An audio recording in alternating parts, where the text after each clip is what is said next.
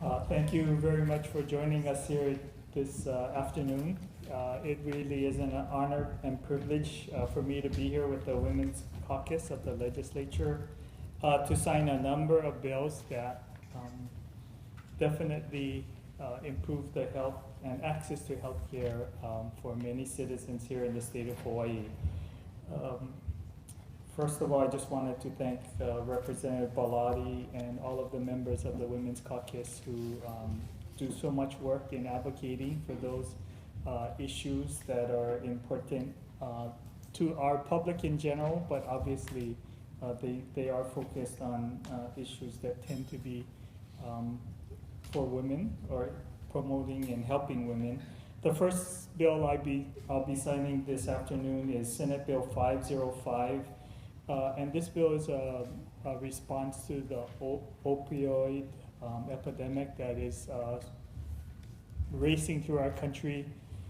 The bill would require prescribers and patients to enter into an informed consent agreement process, really to ensure that those who are being given the medication truly understand the devastating effect that can occur if they should become addicted to the medication. And we do know now there's much science that tells us that these opioids are very, very addicting and can become overwhelming to patients who are uninformed.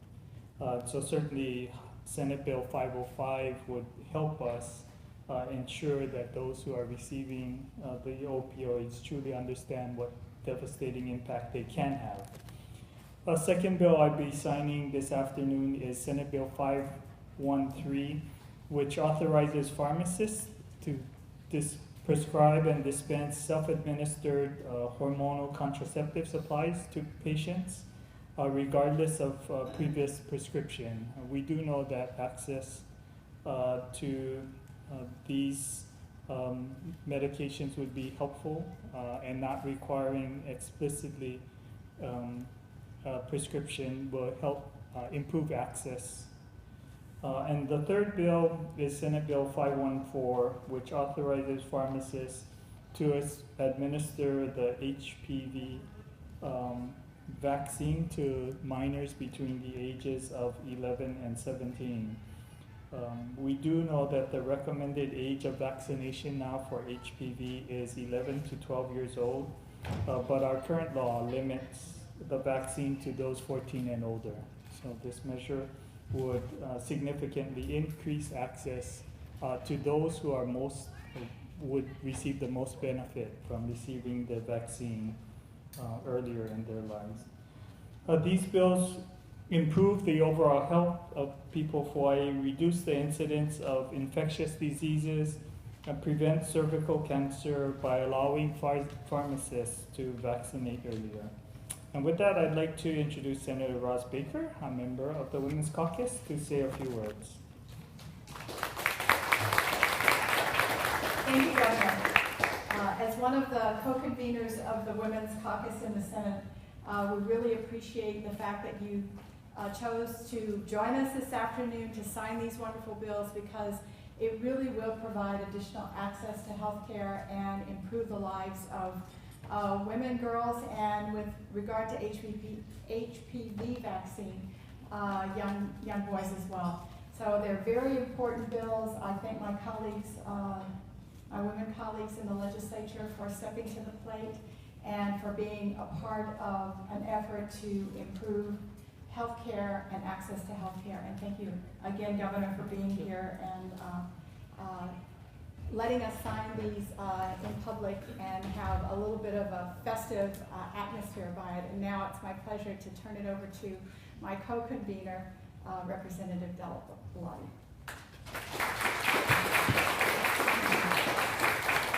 Aloha, thank you all for joining us.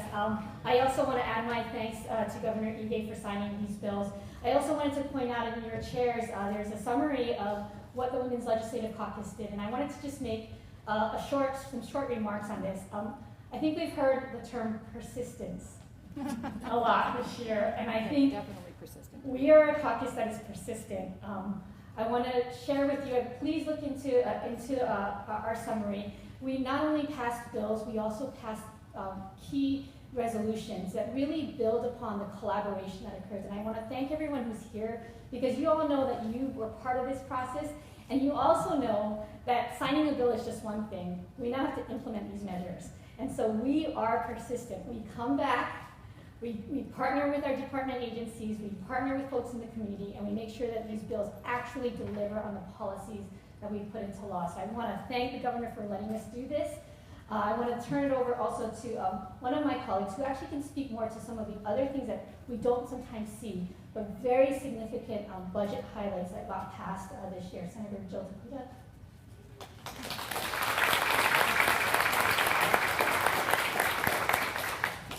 Thank you very much. I think that's a wonderful way to frame it, that we persisted throughout this legislative session. And I think it really actually started off in this room at the beginning of session when we were crowded in here. I think some of you were all here. And we were actually here with a number of young girls from St. Andrew's Priory. And I think at that moment, and that's how we've been starting off our session every year for the last few years, we were inspired. I like to think of it that way. They inspired, we persisted, and we're here today with a lot of successes. So I think it's remarkable that we've been on this journey together. We're going to continue to do it together. We talked a little bit about the bills that were successful. We've talked about the resolutions that were successful. We understand that it's like a string of pearls that all come together to make sure that our families, our caregivers, our women, our girls all have a path to success. That budget that we talk about was also very foundational because everyone inspired us, our advocates, our young women, our amazing Women's Caucus members, our chairs, the women here, right here. We were able to put together budget items that are going to be very foundational going forward to make sure that we have the kind of access that's necessary to make sure that our women going forward will be the leaders that we need for tomorrow.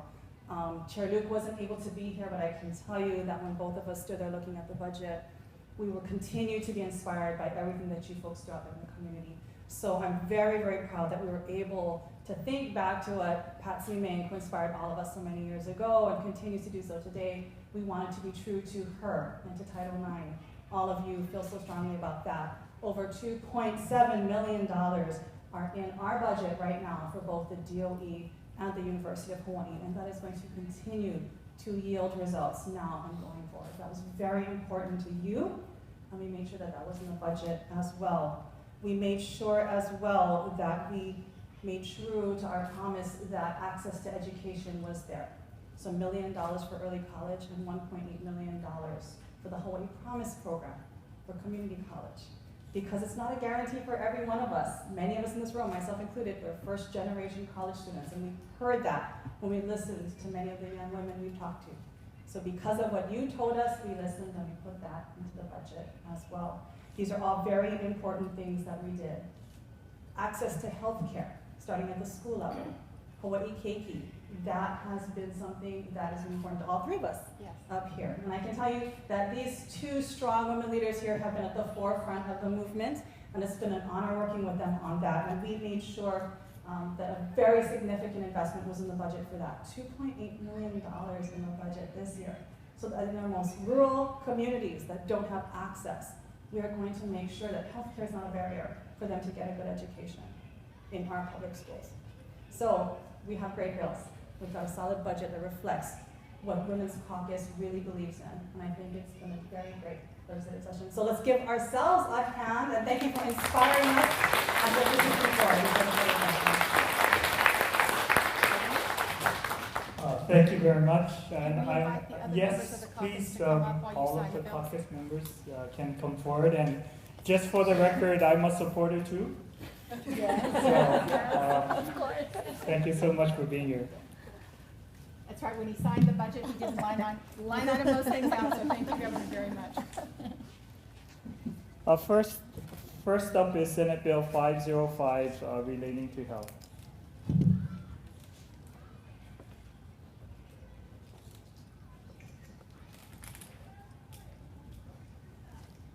And Senate Bill 505 is now Act 66 and the law of the state of Hawaii. Next is Senate Bill 513 relating to contraceptive supplies.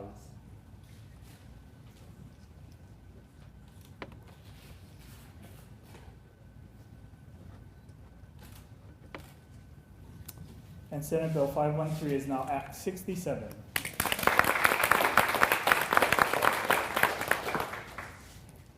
And finally, Senate Bill 514 relating to health.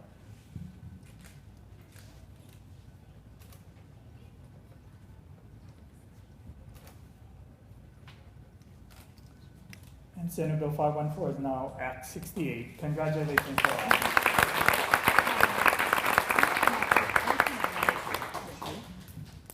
I want to acknowledge a couple of other folks that are here. Dr. Virginia Pressler, Danny Tomiyasu, and Rachel. These are folks that helped us with the opioid bill and with the two pharmacy bills, because when I think we started out our pharmacy bill just with HPV, and I remember Dr. Pressler and her team coming in and saying, you know, you really ought to include the entire, what they call the adolescent platform of vaccines in this bill to make sure that there's greater access for those. So thank you very much, Governor Ige, and to your administrative folks for helping us with some of the finer details in our bills that you signed today. Yeah, Jenny? We'll take a photo with just the With us? Representative Caucus Okay. first, and then we'll. And then we'll ask the admin throw them in. Yeah, be in the middle. Would you guys like to hold the bills? Sure.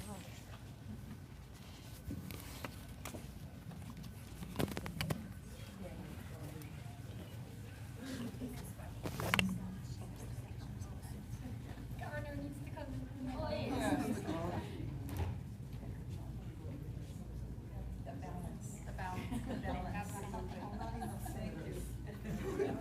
Everybody look over here, please.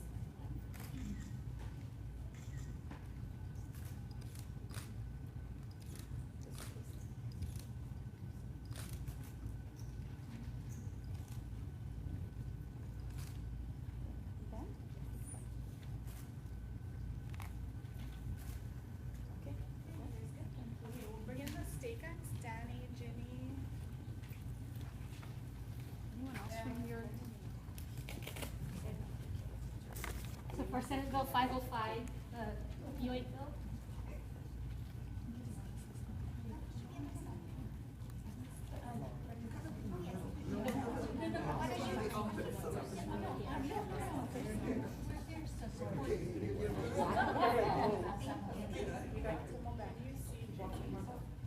Can you be seen?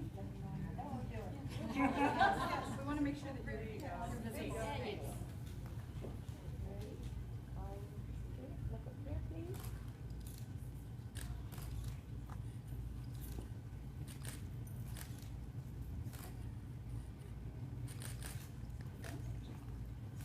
Okay, good, thank you. Let's look for the caucus. How do you want to? Maybe for the immunization folks. Immunization folks, don't be shy, come on up. It's another one with the Department of Health. Dr. Pressler again.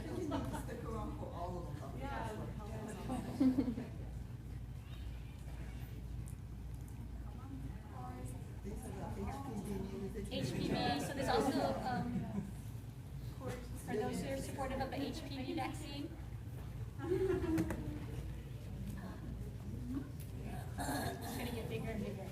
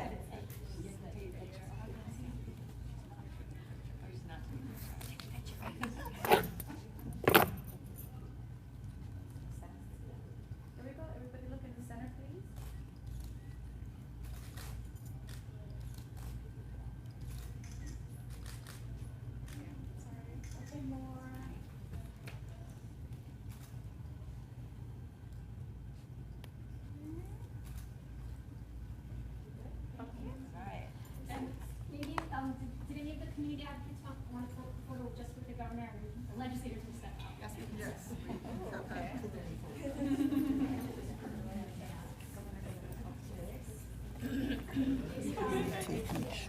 Corey,